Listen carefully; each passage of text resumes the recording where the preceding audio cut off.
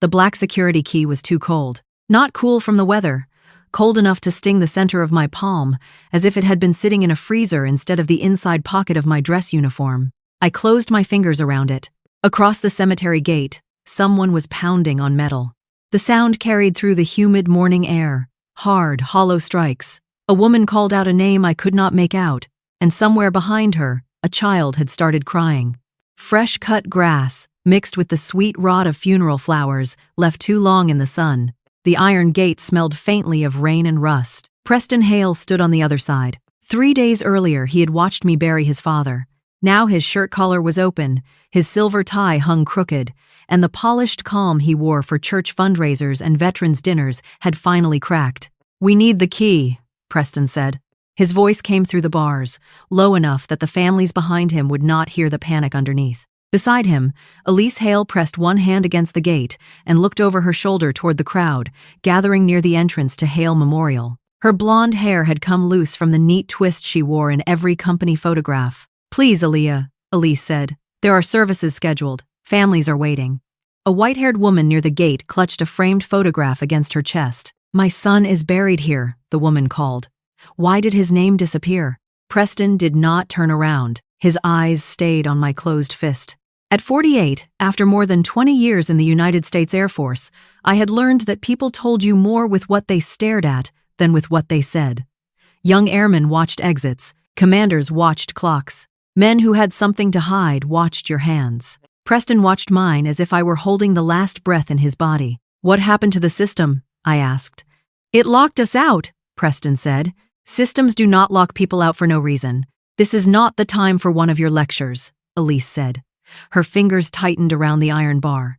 "People are upset." Behind her, the woman with the photograph began pounding again. The sound reached straight through my ribs. Preston leaned closer. "If that system stays down until sunset, people will start digging." The key dug into my palm. 3 days earlier, I had not known how quickly his words would become literal. The funeral had ended beneath a sky the color of old dishwater. Charles Hale had been lowered into the ground with an honor guard standing at attention, though he had never served. The veterans came because he had spent decades sponsoring burial expenses, restoring neglected markers, and shaking every hand as if he remembered the name attached to it. Most days, he did. Toward the end, he had started forgetting small things, where he left his glasses, whether he had taken his heart medication, which tie matched which suit. But Charles never forgot a grave. That morning, after the last prayer, Preston placed one hand on my elbow and guided me away from the casket before I was ready. "Come on," Preston said. "There are people waiting to speak to you." His grip was firm enough to steer, gentle enough to look caring. I pulled my arm free. "I know how to walk," I said. For half a second, something shifted around his mouth. Then the practiced smile came back. "Of course," Preston said. "I was only trying to help." Elise stood a few feet away accepting condolences as if she were the widow. She hugged members of the church committee, touched the arms of elderly donors, and told anyone who would listen that her father had died peacefully. He had not. Charles had died with a breathing tube in his throat and both hands pulling at the sheets. That was not peaceful. That was work. By late afternoon, the rain had started, a warm southern rain that turned the gravel roads dark and released the smell of wet earth from between the headstones. I drove from the cemetery to the manager's residence at the north edge of Hale Memorial, still wearing my dark blue service dress uniform. The house had been part of the property long before Charles and I married. Red brick, white columns, a porch deep enough for rocking chairs no one ever used. My gate code did not work. I entered it again. The keypad gave a flat rejection tone. Once, twice, then nothing. I lowered the car window. Rain touched the back of my hand, warm at first, then cold when the wind shifted. A white van sat near the porch. Locksmith. My suitcase was beside the front steps. So was the garment bag containing my civilian clothes, a pair of black shoes, and the cedar box where I kept letters from families whose sons and daughters I had helped bring home. I left the car idling and walked toward the gate. Elise came out of the house holding her phone upright. The red recording light was on. "What are you doing?" I asked. "We are documenting the transfer," Elise said. "Transfer of what?" "Company property. That is my home. The residence belongs to Hale Memorial," Preston said. He stepped out behind her carrying a folder under one arm. Charles's folder, dark green leather, worn smooth at the corners. I had seen it on my husband's desk 2 nights before he went into the hospital. You opened his office, I said. As chief operating officer, I have every right to secure company records, Preston said. Dad would have wanted continuity. Charles had been dead less than 6 hours. Already his son was speaking for him. Rain ticked against the metal gate.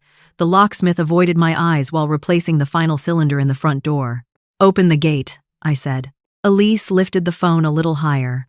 Aaliyah, do not make this harder than it has to be, she said. For whom? A faint smile touched her lips.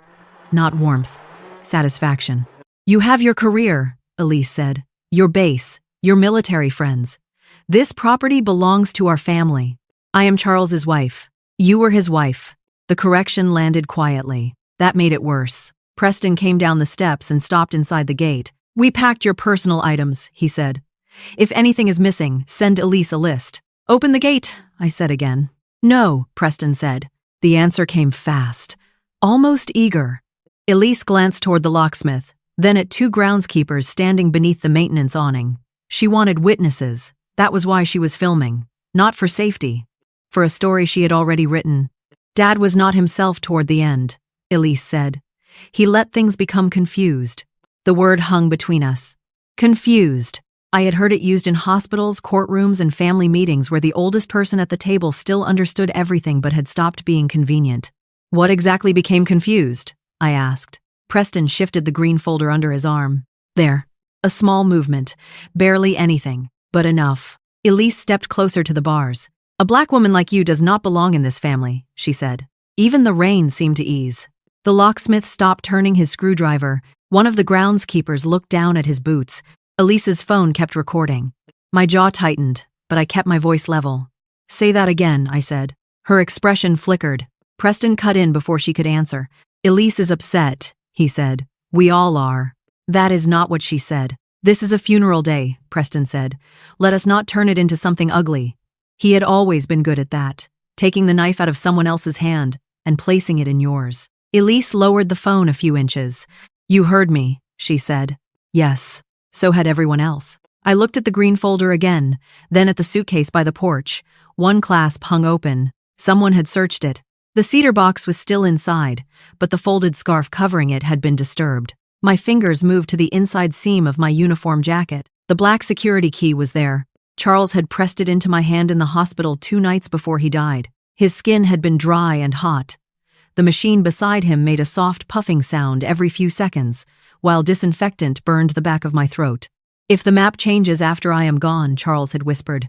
Do not trust the screen. I had asked what he meant. His eyes moved toward the doorway. Preston had been standing outside. Charles closed my fingers around the key. Keep this where they cannot find it, he said. Then a nurse came in, and he never finished. At the gate, Preston watched my hand slide away from my jacket. Is there something else inside? He asked. I let my arm fall to my side. No. He studied me. A long silence passed. Then I stepped back from the gate. Elise's shoulders loosened first. She thought I had folded. People often mistook control for surrender when it came from a woman who did not raise her voice. Let them take it, I said. The groundskeeper nearest the awning looked up. Preston's smile returned. Good, he said. That is best for everyone. I walked to my suitcase, lifted it from the wet pavement, and checked the broken clasp without opening the lid. The metal was scratched near the lock. Fresh marks. My husband had been buried that morning, and his children were already searching my belongings. Not for jewelry, not for money, for something they were afraid he had given me. I recorded the time on my phone, 4:43 in the afternoon. Then I photographed the locksmith's van, the new lock, the open suitcase clasp, Preston holding Charles's green folder, and Elise filming from behind the gate. What are you doing? Elise asked. Documenting the transfer, I said. Her mouth tightened. Preston took 1 step toward me. You should be careful, he said. Grief can make people behave in ways they regret. My grief has nothing to do with this. You have always had trouble keeping family matters inside the family, Elise said. I picked up the garment bag. Which family? I asked. No one answered. By the time I drove away, the rain had turned heavy enough to blur the cemetery in my rearview mirror. Headstones faded into pale streaks. The Hale Memorial sign disappeared last. I did not go to a hotel. Colonel Marcus Bell, the installation commander, had already arranged temporary lodging on base when Charles entered hospice. He had said I might need somewhere quiet. Quiet was not what I found. The room hummed with air conditioning. Pipes knocked inside the wall. Somewhere down the hall, a vending machine dropped a can with a metallic crash that made my hand close around the key again. I placed the suitcase on the narrow bed. The room smelled of industrial laundry soap and stale coffee. Charles's cedar box sat beneath the scarf, untouched. I removed the black key from my jacket and set it on the desk. The plastic casing had a shallow scratch near one corner. On the back, someone had placed a tiny white label. Not Charles's handwriting. 3 letters were printed in black ink. A. G. My initials. I had never seen the label before. The key had not merely been left for me. It had been prepared for me. I called Naomi Reed. She answered on the second ring. "Tell me you still have it," Naomi said. No greeting. No condolences. "Yes," I said. A slow breath came through the phone. "Did either of them see it?" "No." "Did they take control of the office?" "At 4:43. "Both present?" "Yes." "Did Preston remove any records?" "He had Charles's green folder." Naomi paused.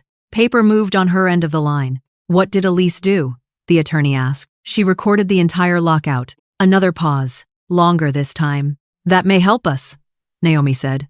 "What is on the key?" "I cannot tell you over the phone. You can tell me whether my husband knew his children were stealing from him." The air conditioner clicked off. Silence filled the room so completely that I could hear Naomi breathing. "He suspected records were being changed," she said at last. "He did not know how far it went. Why did he not tell me? He was trying to confirm it before he accused his son." That sounded like Charles. Kindness first, proof later, sometimes too late. "What happens now?" I asked. "You do nothing with the key," Naomi said. "Do not insert it into any device. Do not log in. Do not tell Preston what you have." "Why?" "Because if the system changes after he takes control, we need a clean line between what existed under Charles and what Preston does next." A soda machine clanked again down the hall. This time, I did not flinch. "They changed the locks," I said. "Both of them were present." "I heard you," Naomi said, "and that may be the first mistake they made." After the call, I sat at the desk with the key between my hands. Charles's last words returned in pieces. "Do not trust the screen." I had spent my career working with names that could not be wrong. A missing letter could send remains to the wrong mother. A damaged tag could make one family grieve while another kept waiting. Every box, every file, every signature had to match because the dead could not correct us. Charles knew that about me. He knew I would not look away from a changed name. My phone vibrated. A message from Naomi appeared. "Preston took control at 4:43. Preserve everything after that time." I read it twice, then typed my answer. "Understood." 3 dots appeared, disappeared, returned. Then Naomi sent one final message. "The first deletion just happened. Leon Carter called me at 6:12 the next morning." His voice arrived before the first ring had fully ended. "Colonel Grant?" "Yes," I said. "My father is gone." I sat upright in the narrow bed, the black security key still resting on the desk beneath the lamp. Dawn had not reached the window yet. The room smelled of cold coffee and industrial detergent, while the air conditioner pushed a dry whisper across the carpet. "Tell me what happened," I said. "Hale Memorial says his record does not exist." Leon's breathing came fast through the phone. "My father is buried there." I stood beside the casket. I watched them lower him into the ground. "What was his name?" "Isaiah Carter." "When did you last see the record?" I asked. 3 weeks ago. I was ordering a new wreath for his birthday, and the online map showed his section. This morning, the page said no match found. "Did you call the office?" Preston answered. "What did he say?" Leon went quiet for 2 breaths. "He said the new software probably lost a few old files." "Probably." The word landed wrong. "Do you have your father's burial contract?" I asked. "Yes." "Bring it. Bring every receipt, every letter, and any photograph that shows the marker or surrounding graves." "Where?" I gave him the address of a diner outside the base, one with security cameras over the parking lot and enough morning traffic that no one could corner us unnoticed. Before we hung up, Leon lowered his voice. "Colonel, my father was buried in the veterans section near the memorial wall." "I understand." "No," Leon said. "I mean, they moved him on the map. Before his name disappeared, the section changed." The key on the desk looked smaller than it had the night before. "How far did it change?" I asked. "To the backfield." The diner smelled of bacon grease, burnt toast, and the sharp lemon cleaner someone had used on the tables before sunrise. Coffee cups knocked against saucers. A waitress shouted an order toward the kitchen, and an old ceiling fan clicked with every turn. Leon sat in the rear booth with a brown accordion folder pressed against his chest. "I brought everything," Leon said. He pushed the folder across the table. The first document was an original burial agreement. Isaiah Carter's name appeared in clean black type. Veterans Garden, Row C, Lot 14. A payment receipt matched it. "Your father signed this," I said. Leon pointed to the bottom of the agreement. "Charles handled everything personally. He said Dad had earned that place." I turned to the latest printout from Hale Memorial's portal. "Back Meadow, Row K, Lot 82. What is in the original location now?" I asked. Leon slid over another photograph. Fresh sod covered Row C, Lot 14. A temporary marker stood there with the name Bradford Weller. A software failure could erase a record. It could not plant another name in the same ground. "Who took this photograph?" I asked. "My daughter, yesterday afternoon." Leon wrapped both hands around his coffee, though he never drank it. "Is my father still where we buried him?" "I do not know yet," I said. "I will find out," I said. Leon stared at the contract. "Preston told me people my age get confused by digital maps." "What did you say?" I told him I spent 30 years repairing aircraft navigation systems. "Colonel, Charles knew my father. Why would his children do this?" "Money usually leaves tracks," I said. "Names do too." I photographed every page, then asked Leon to keep the originals somewhere Preston could not reach. As we stood, my phone vibrated. A public statement from Hale Memorial had been posted less than 10 minutes earlier. Elise's name appeared beneath it. "Recent irregularities in the cemetery's digital mapping system may temporarily affect search results. Families are encouraged to remain patient while upgrades continue." No mention of sold lots. No mention of Isaiah Carter.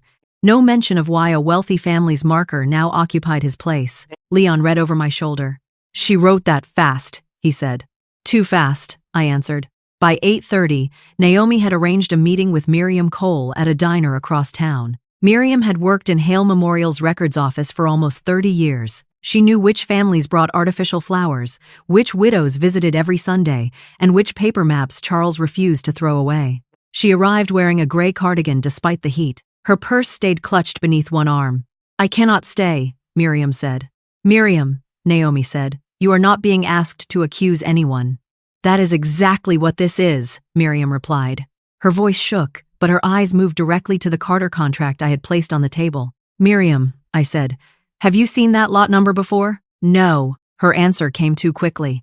I slid the portal printout beside it. "Row C, Lot 14 on one page. Back Meadow, Row K, Lot 82 on the other."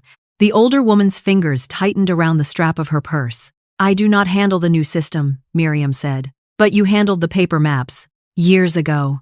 Charles asked you to keep them." Her gaze lifted to mine. "How do you know that?" "Because he told his auditor to compare the old maps with the new records." Color drained from her knuckles. Naomi's voice remained careful. "Miriam, if records are being altered, your silence will not protect your pension. It may place you inside the investigation." "I did not change anything," Miriam said. "What did Preston ask you to do?" I asked. Miriam looked toward the entrance, then toward the kitchen. "He said the old maps were confusing people," she whispered. "What did he ask you to do?" I repeated. "Destroy them." The waitress approached with a coffee pot, and Miriam stood so quickly the table rattled. "I have to go," she said. "Miriam," I called. She stopped beside the booth but did not turn around. "Is Isaiah Carter still in Row C?" Her shoulders rose beneath the cardigan. "I never saw an order to move him," Miriam said. Then she walked out. If Isaiah's remains had not been moved, then Preston had changed the record while leaving the body where it belonged. That meant the grave itself had become inventory. Temporary issue. Routine upgrade. No cause for concern. I read it twice, then sent the link to Naomi. "She is building a defense," I said when Naomi called. "She is building distance," Naomi replied, "from whatever Preston is doing. Or covering it. We need proof before we decide which." A second call came through while Naomi was speaking. I switched lines. "My husband bought a burial lot at Hale Memorial 4 years ago," Margaret Doyle said. "Leon Carter gave me your number." "What is the lot?" Paper rustled on her end. "Veterans Garden, Row C, Lot 14. My hand went still around the phone. "Mrs. Doyle?" Are you certain? I am looking at the contract. When was it signed? She gave me the date. 2 years after Isaiah Carter had been buried there. Who signed for Hale Memorial? I asked. Preston Hale. The diner noise seemed to fall away, though people were still talking around me. Do not send your original contract to anyone, I said. Make a copy and place the original somewhere safe. Margaret's voice tightened. Colonel Grant, my husband is alive. He chose that place because he wanted to be buried near his brother. I understand. No, ma'am, Margaret said. I do not think you do. We paid for it in full. After the call, I placed Leon's agreement beside the photograph of Bradford Weller's temporary marker.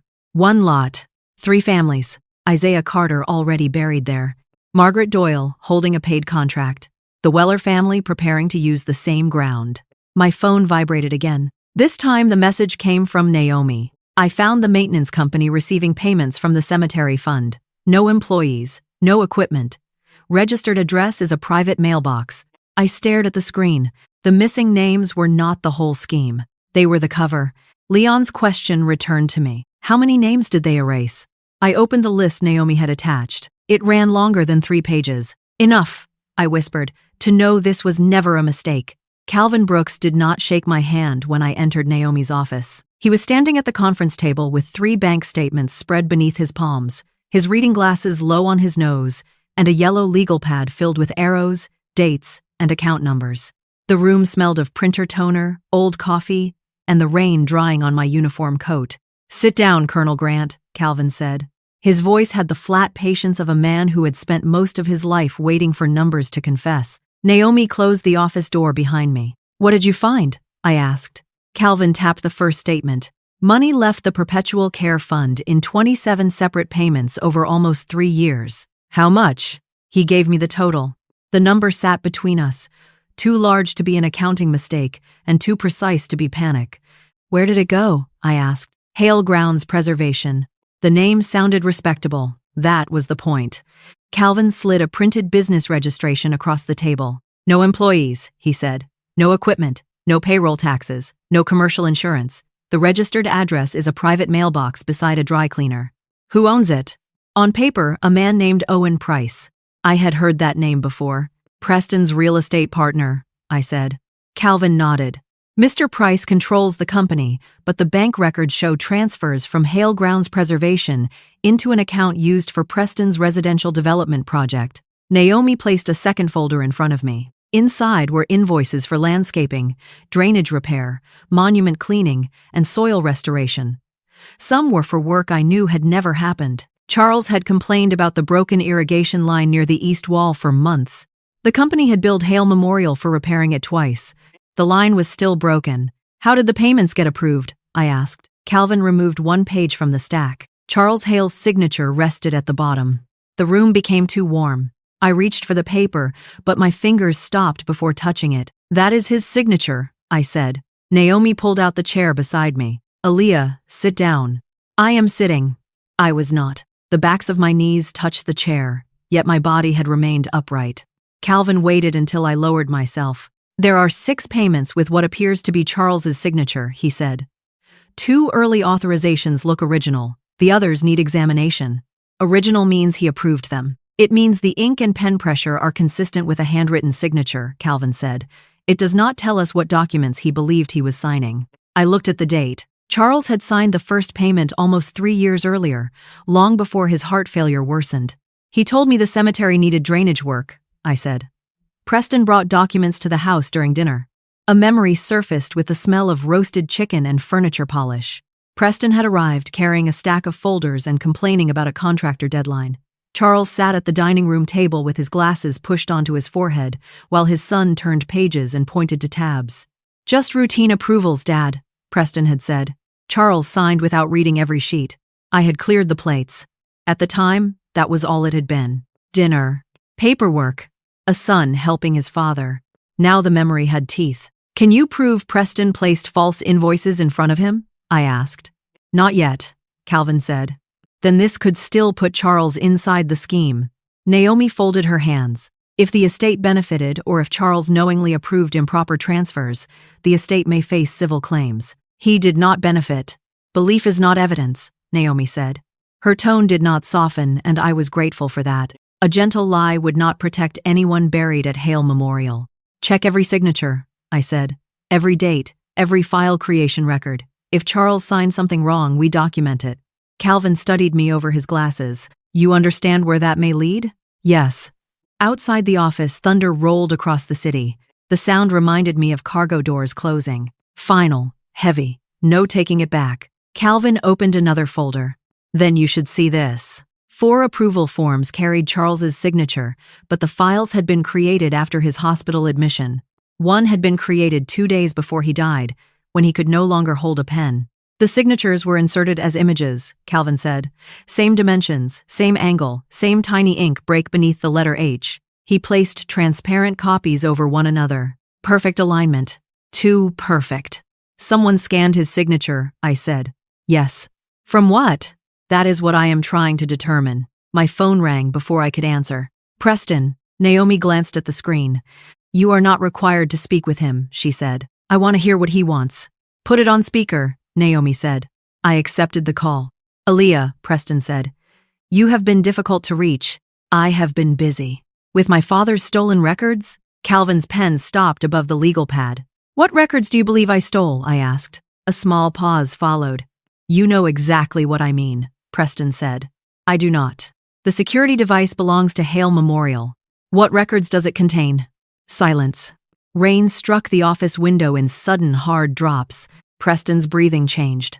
It provides access to company systems, he said. Which systems? This is not an interrogation.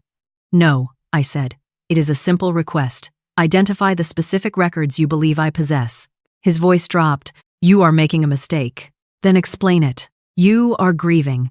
Elise and I have tried to give you space, but this obsession with company documents is becoming unhealthy. Across the table, Naomi wrote one word on her pad. Continue. What would you like me to do? I asked. Return the key by tomorrow afternoon. To whom? To me. Under what authority? I am Chief Operating Officer. Charles was the owner. My father is dead. Preston said it without hesitation. Not gone. Not passed away. Dead. A fact to clear from the desk. You changed the locks before his grave was filled, I said. We secured business property. You searched my suitcase. We checked for company materials. You filmed me being removed. That was for everyone's protection. Elise said a black woman like me did not belong in your family. Another pause. When Preston spoke again, his voice had become careful. Elise was emotional. She was recording. You are twisting a painful moment. What did she remove from the video? The line went quiet. Naomi's eyes lifted. Calvin slowly set down his pen. What are you talking about? Preston asked. Your father left a note in his audit file, I said. It said to ask Elise what she removed. That was not exactly what the note said. It said, ask Elise what she removed. No mention of video. I let Preston choose the meaning. You have no right to that file, he said. His answer came too fast. Naomi underlined something 3 times. So the file is real, I said. I did not say that. You recognized it. I am done with this conversation. Then send your demand through counsel, I said. He hung up. The rain kept striking the glass. Naomi leaned back. He knew about the audit file. And he believes the key opens it, Calvin said.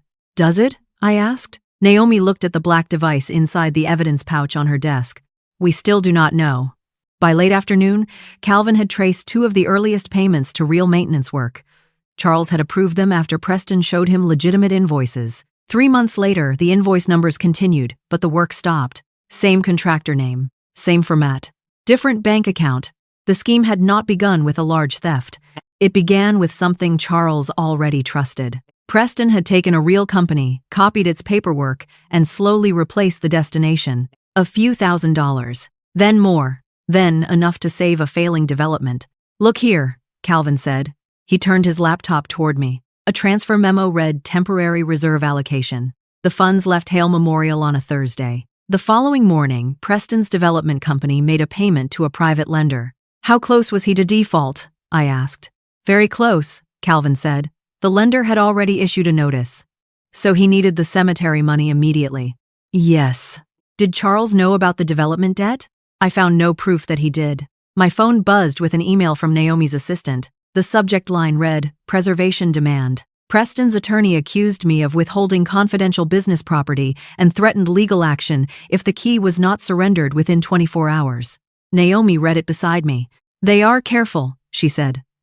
The letter never identifies what the key accesses, because they cannot admit they know. Exactly.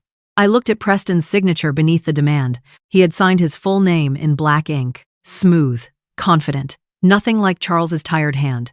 Calvin closed one file and opened another. This may answer when Charles became suspicious, he said. The document was an engagement letter. Charles had hired Calvin 6 weeks before his death. Not after a family argument. Not during the hospital stay. 6 weeks.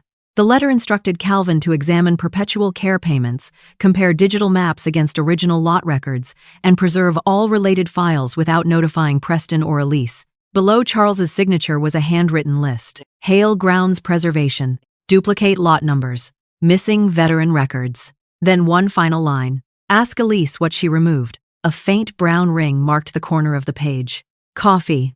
Charles always set his cup on the right side of his desk. I touched the stain with one finger.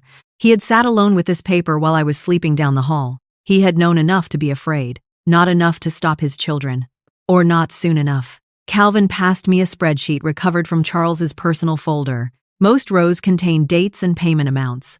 The last column held short notes in his handwriting. Invoice changed. Preston rushed approval. Miriam kept paper map. Near the bottom, one entry had been added 3 days before Charles entered the hospital. Elise deleted complaint file. My phone vibrated against the table. An unknown number had sent a message. I have the original video, she doesn't know. The unknown number belonged to Dana Ruiz. I did not know that when I first read the message. I only knew someone had the original video, and that Elise believed it no longer existed. The phone felt warm in my hand. Across Naomi's conference room, the black security key rested inside a clear evidence pouch, small enough to lose beneath a stack of papers and important enough to make 2 people lock me out of my home before their father's grave had settled. Naomi read the message over my shoulder. Do not answer yet, she said. Calvin closed his laptop. Can we trace the number? He asked. Not without a lawful reason and the proper process, Naomi said. Besides, if this person is frightened, pressure may send them back into hiding. Another message appeared. Parking garage beside St. Catherine's Hospital. Top level. Noon. Come alone. Rain tapped against the office window. Not hard now. Just a dry little ticking, as if someone were testing the glass with a fingernail. Naomi took the phone from my hand and read the message twice. You are not going alone, she said. They asked me to. That does not make it wise. Whoever sent this already knows Elise deleted something. And they may know you are desperate to see it, Naomi said. I looked at the time. 11:16. Then you follow in another car, I said. Stay out of sight unless I signal. Naomi's mouth tightened. That is not what come alone means. It is close enough. The top level of the parking garage smelled of hot concrete, motor oil, and rainwater trapped in shallow drains. Tires hissed on the street below. A loose metal sign knocked against a support column every time the wind came through.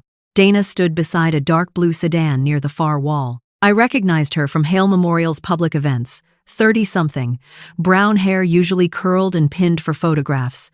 That day it hung straight around her face, damp at the ends. She wore no makeup, and both hands were wrapped around a laptop bag. You came, Dana said. You sent the message. Her eyes moved behind me. Are you alone? Close enough, I said. Dana almost smiled, but the expression never settled. Elise told everyone you stole company records, she said. She said you were using your rank to scare people. Do you believe her? No. The answer came so softly I almost lost it beneath the knocking sign. Why not? I asked. Dana opened the passenger door and removed a silver laptop. Because I edited the video. She placed the computer on the hood of the car but kept one palm pressed against it. Elise asked me to make a clean copy, Dana said. Her words, not mine. She wanted the part where you walked away and the part where Preston said the residence belonged to the company. What did she tell you to remove? Dana swallowed. Everything before that. Wind carried the sour smell of wet cardboard from a trash bin near the elevator. Show me, I said. Dana opened the laptop. Before the file began, I heard my own suitcase wheels scraping over pavement. Then Elise's voice. Sharp, controlled, closer than I remembered.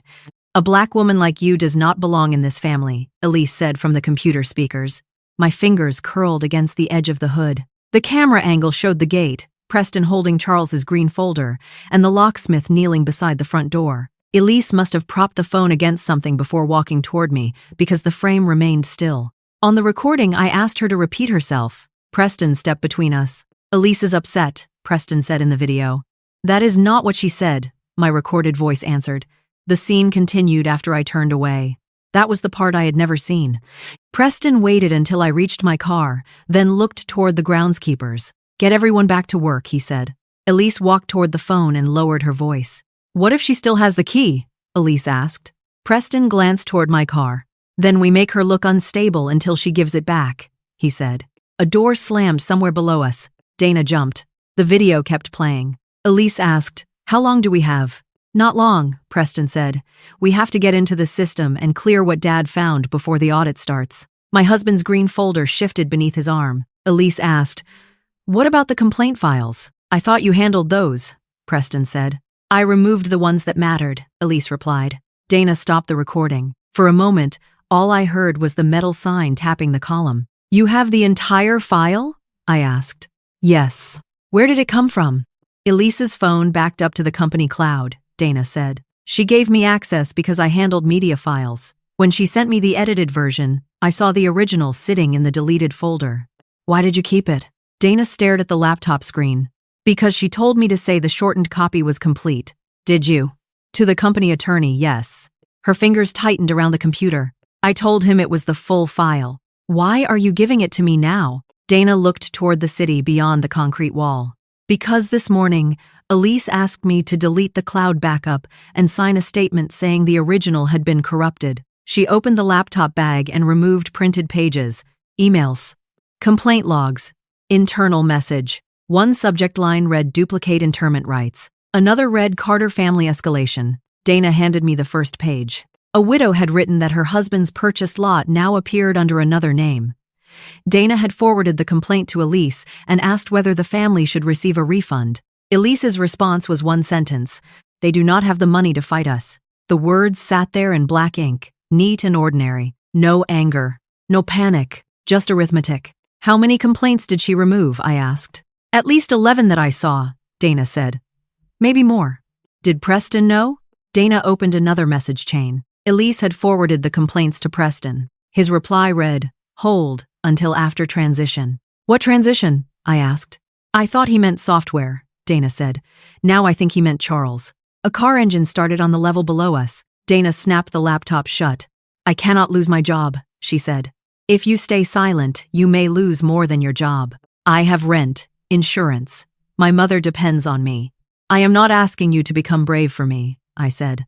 "I am asking whether you want Elise speaking for you when investigators find your name on that edited file." Dana's breath caught. "What happens if I turn it over?" "You need your own attorney," I said. "Not Hale Memorial's attorney. Naomi can help arrange that." "Will I be arrested?" "I cannot promise what no one has decided." She looked down at the printed email. "But you can tell the truth before someone else tells it for you," I said. Dana slid the laptop back into the bag. "I made 3 copies," she said. "One is with my sister, one is on an encrypted drive, one is here." That was the first careful thing anyone inside Hale Memorial had done. By 1:30, Naomi had secured the video and documents through a formal evidence transfer. Dana signed a statement describing where the files came from, when Elise ordered the deletion, and what changes had been made. The original video and the edited copy were preserved separately. Same afternoon. Same device. Different truth. At 3 o'clock, Naomi placed the evidence pouch containing the security key on the conference table. "We have enough to open the offline archive," she said. Calvin sat beside a digital forensics specialist Naomi had retained before Charles died. A clean laptop rested between them, disconnected from every network. The room lights seemed too bright. "What happens when we use it?" I asked. "The token should unlock the encrypted archive and verify its signing history," the specialist said. "It will not alter the original files." "Should? That is the expected function." I looked at Naomi. "If it sends an alert?" "It may," she said. "Charles designed the archive to record access. Then Preston will know." "Yes." The black key made a soft plastic click when the specialist inserted it. A password field appeared. My initials worked for the first prompt. The second required a phrase. I remembered Charles in the hospital, his hot fingers closing mine around the key. Do not trust the screen. I typed the words. The archive opened. Rows of cemetery maps appeared, each with dates, signatures, and revision histories. Calvin leaned forward while the specialist compared old lot assignments against the current database. Red markers began filling the screen. Changed. Moved. Deleted. One file showed Isaiah Carter in Veterans Garden, Row C, Lot 14. The next version placed him in the backfield. A later revision removed his name entirely. Who made the change? I asked. The specialist opened the access log. Preston Hale. The account identifier matched the executive profile assigned to his office. Could someone else have used his password? Naomi asked. Possible, the specialist said, but the machine signature matches the laptop registered to him. Another entry appeared. The timestamp was less than 2 hours after I had been locked out. Preston had logged in, opened the veteran records, deleted multiple complaint references, and tried to disable the audit trail. The system had recorded the attempt. He thought he erased this, Calvin said. He erased the live copy, the specialist replied, not the signed archive. A notification flashed in the lower corner. Archive access acknowledged. Naomi stared at it. Does that go anywhere? She asked. To the software provider's monitoring system, the specialist said. So Preston may know we opened it. He will know someone did. My phone rang before the sentence ended. Preston. I let it ring. Then Elise called. After that came a message from an unknown office number. Return company security property immediately. Calvin looked toward the conference room door. He knows, he said. By evening, Hale Memorial's attorney had sent a formal demand accusing me of stealing confidential records.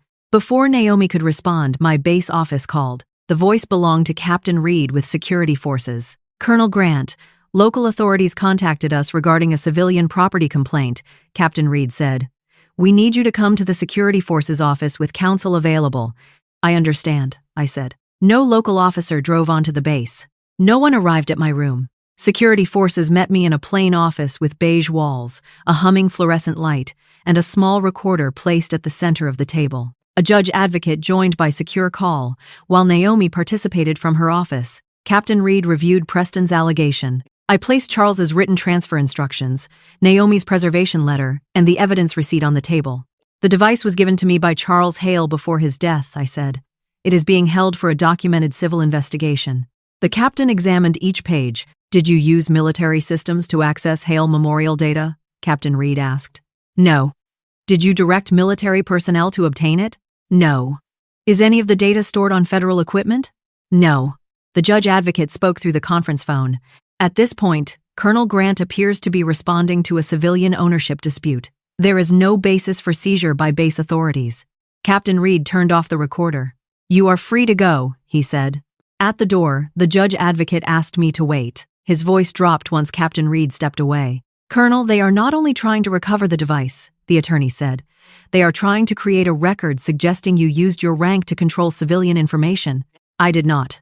I know what the documents show, he said. I am telling you what they want the paper trail to imply. Outside, evening heat pressed against my face. My phone showed 6 missed calls from Hale Memorial. One from Dana.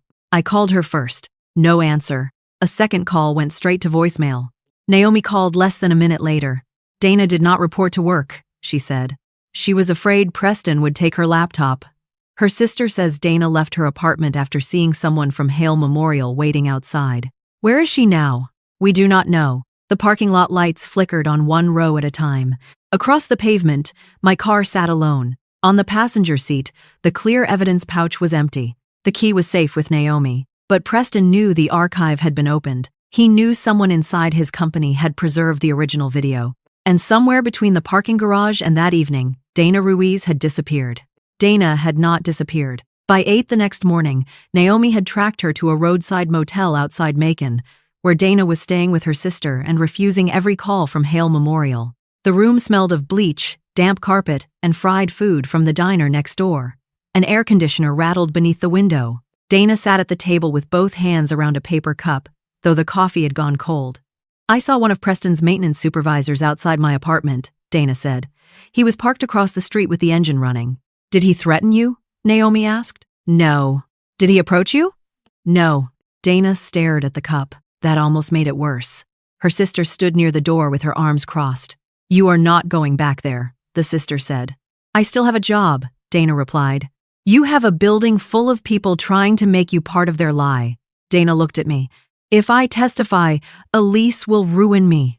She has already put your name on the edited file, I said. Silence will not take it off. The paper cup creased beneath her fingers. What happens if the company sues me? Your attorney answers, Naomi said. Not Hale Memorial's attorney, yours.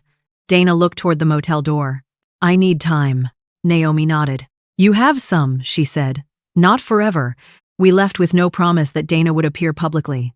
Only a signed statement, preserved files, and proof that fear had not changed her story.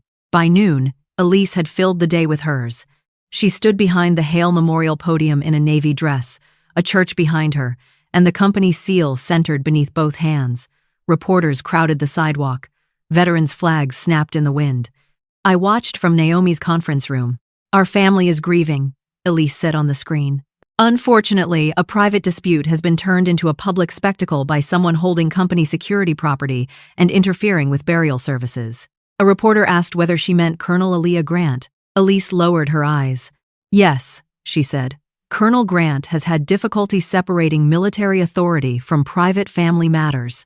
My phone began vibrating before she finished.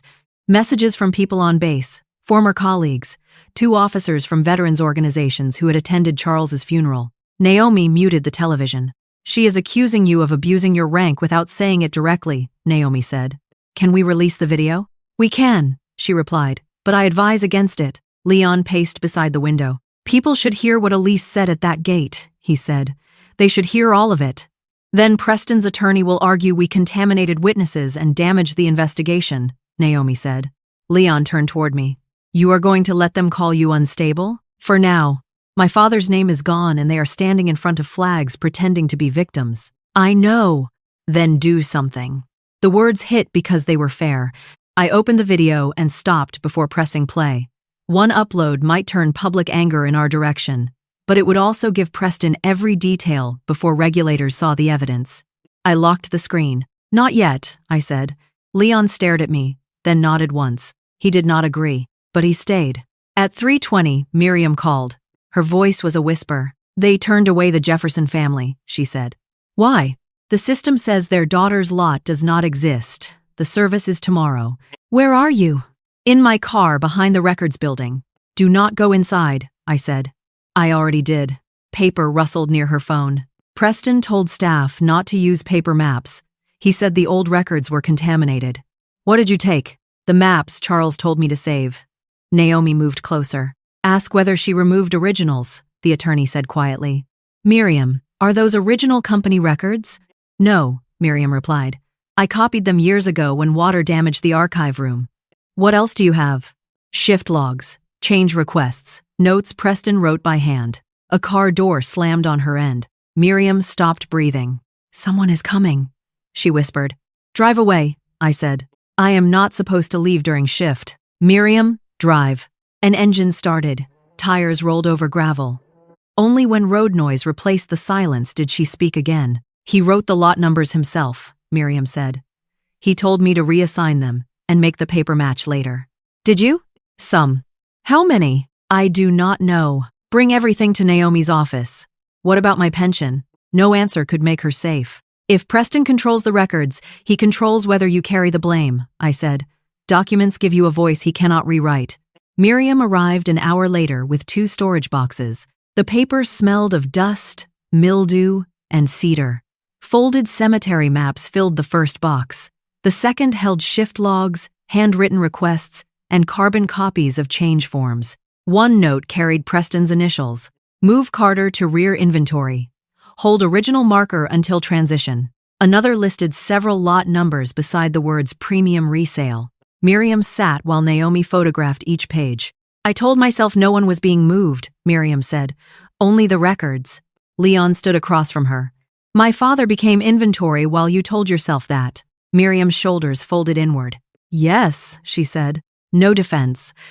Just the truth arriving too late. At 6, Calvin called from the bank.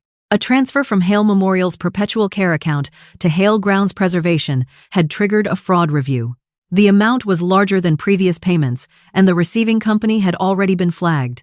The bank froze the transfer, Calvin said through the speaker. What else? Naomi asked. Outgoing activity from the care fund. They are reviewing the operating account too. Minutes later, the cemetery software provider locked administrator access after detecting mass deletions and an attempt to disable its audit function. Hale Memorial staff could no longer change schedules, lot records, or burial assignments. Preston called 7 times. Elise called 4. I answered neither. Then Leon's phone rang. He listened, his face changing. What happened? I asked. The front gate is locked, he said. Families are gathering. By the time we reached Hale Memorial, the sun sat low behind the pines and the iron gate was covered with hands. A woman held a framed photograph above her head. Another family stood beside a hearse that could not enter. Funeral flowers wilted inside a van, their heavy sweetness mixing with hot asphalt and exhaust. Preston appeared without his jacket. His tie hung loose. Sweat darkened his collar. The moment he saw me, he walked straight to the gate. We need the key, Preston said. Elise followed behind. Please, Aaliyah, she said. Whatever happened between us, families should not suffer. Whatever happened? I asked. Elise glanced toward the reporters. I regret how I expressed myself after the funeral. You regret the wording. I was grieving. You were recording. Preston struck the gate with his palm. This can wait, he said. Give me the key. What will you use it for? To restore the system. With full administrator access? His eyes narrowed. Do not turn this into a technical argument. It became technical when someone deleted burial records. The crowd quieted. Preston lowered his voice. If services are canceled, that is on you. No, I said. You do not get to put families between your hand and mine. What do you want? Restoration at the software provider's office. State regulator present. Every action recorded. Read-only access for burial schedules. No changes to maps, contracts, or audit logs. You cannot dictate terms to my company. The bank already dictated some. Something moved behind his eyes. Elise stepped closer. We can agree to supervision, she said. Preston turned toward her.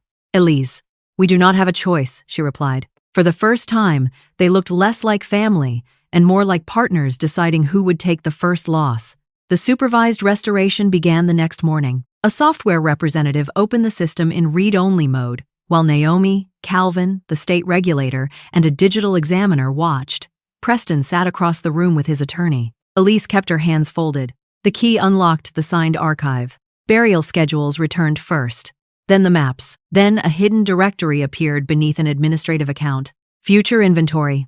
The examiner opened it. Rows of names filled the screen. Veterans, widows, families who had paid years earlier. Beside each name sat a projected resale value and a proposed replacement location. Leon leaned toward the monitor. How many? He asked. The examiner scrolled. The list continued. Near the bottom, one entry stopped me. Charles Hale. Family Garden, Central Plot. Proposed relocation, East Boundary. Premium resale after transfer. The room seemed to tilt, though my chair had not moved. Preston had planned to move his own father, not because the grave was unsafe. Because Charles's resting place was worth more to Preston empty, the room stayed silent long enough for the software fan to become the loudest sound. Preston sat with both hands flat on the table. Elise looked at the screen, then at her brother, as if she had never seen him before. You put Dad on the list? Elise asked. Preston did not answer. The state regulator leaned toward the examiner. Preserve that directory exactly as found, she said. The examiner nodded. Already copied. Preston's attorney whispered into his ear, but Preston shoved the chair back. This is being taken out of context, he said. Those were planning scenarios. For selling occupied lots? Naomi asked. For reorganizing underused sections. Your father was buried 4 days ago, I said. His gaze cut toward me. Dad wanted the business protected. Then why hide his name? Preston opened his mouth, closed it, and looked toward Elise. That was when she began protecting herself. I never saw this file, Elise said. I handled communications. You forwarded complaints, Naomi replied. I did what Preston told me. The regulator ordered both of them to remain available while the office secured every computer, phone, and account connected to Hale Memorial. By sunset, their administrator privileges were suspended. An independent manager took control of burial schedules, and families waiting at the gate were allowed inside one service at a time. No one applauded. Real damage does not end with applause. It ends with people carrying folding chairs back to their cars, with widows asking whether the ground beneath their husbands is still theirs. 2 weeks later, the state held an emergency administrative hearing. The room was smaller than a courtroom and colder than it needed to be. Preston wore his best dark suit. Elise wore pearls. Their attorneys arranged binders in front of them while families filled every chair behind me. Preston spoke first. Hale Memorial experienced a software migration error during a period of grief and leadership transition, he said. Colonel Grant misunderstood routine financial transfers and then removed security property from the company. The hearing officer did not look impressed. Mr. Hale, this is not a probate dispute, she said. We are here because burial rights, trust funds, and records may have been altered. Calvin presented the money trail. Each transfer moved from the Perpetual Care Fund into Hale Grounds Preservation, then into Preston's failing real estate project. Invoices claimed crews had repaired irrigation lines, restored monuments, and replaced drainage systems. Miriam testified that no such crews arrived. Leon placed his father's contract on the evidence table. Margaret Doyle placed hers beside it. Same lot, different buyers, different years. Then the examiner displayed the access logs. Preston's account had opened the veteran records less than 2 hours after I was locked out. His assigned laptop deleted complaints, changed lot numbers, and attempted to disable the audit record. Preston blamed an employee. The examiner identified the device serial number. Preston blamed stolen credentials. The examiner showed the login confirmation sent to his personal phone. His attorney stopped taking notes. When Dana entered, Elise's posture changed. Dana sat with her own lawyer and spoke into the microphone without looking toward the Hale table. Elise asked me to edit the recording from the day Colonel Grant was locked out, Dana said. She told me to remove everything before Colonel Grant walked away. The edited version played first. Then the original. My own voice filled the room. Elise's insult followed. Preston's plan came next. Then we make her look unstable until she gives it back. A woman behind me whispered, Lord, have mercy. Elise asked to respond. I was grieving, she said. My words were cruel, but they had nothing to do with cemetery records. Dana's emails appeared on the screen. They do not have the money to fight us. Elise's face lost its color. Preston turned toward her. You handled those complaints. And you stole the money, Elise snapped. Their attorneys both reached for them, but the words were already in the record. Naomi presented the final email chain. After the funeral, Dad's access dies with him, Preston had written. Not if she has the key, Elise had replied. The hearing officer recessed for less than an hour. When she returned, Preston and Elise were suspended from every management role. Hale Memorial was placed under independent supervision. All maps, contracts, bank accounts, and devices were ordered preserved. The matter was referred for criminal investigation. As people stood, Preston faced me. You destroyed my father's legacy, he said. You sold it twice, I replied. The criminal case took months. Search warrants uncovered more contracts, hidden accounts, and messages with Preston's lender. The complete audit showed that he had used cemetery money to keep his development from collapsing. Elise had hidden complaints, continued selling disputed lots, and supplied the edited video while claiming it was complete. Neither of them escaped by blaming the other. Preston was convicted of fraud, embezzlement, falsifying records, and obstructing the investigation. His development property was seized. His inheritance was applied to restitution. The judge barred him from managing any cemetery, funeral business, or trust fund again. He received years in prison. Elise received less time, but she still went to jail. She was ordered to retract every public statement accusing me of abusing my rank. Her positions at the Church Foundation, the Veterans Charity, and the local business council disappeared within a week. Before sentencing, she asked to meet me. A guard placed us in a small attorney room that smelled of dust and floor wax. I was protecting my brother, Elise said. I placed a copy of her email on the table. They do not have the money to fight us. That was not protection, I said. That was choosing families you thought you could crush. Will you write the judge? No. Her eyes hardened. So this is revenge. No, I said. This is the part where your choices no longer belong to you. Hale Memorial survived, but not as a family kingdom.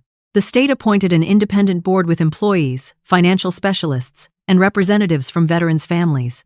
Every lot was checked against paper contract. The care fund was rebuilt with seized assets, insurance money, and company revenue. Miriam kept her pension and helped restore the old maps. Dana later joined a nonprofit that advised workplace witnesses. She never called herself brave. Neither did I. Leon's father was returned on paper to Veterans Garden, Row C, Lot 14. We stood beside the marker on a cool morning while workers replaced the incorrect records. "He is back where they promised," Leon said. That was enough. I visited Charles last. His grave remained in the family garden, exactly where he had chosen it. Wind moved through the pines, carrying the smell of damp earth and cut stone. "You should have stopped them sooner," I said. "So should I." The words did not change him. They changed what I carried away. Hale Memorial offered me permanent control. I declined.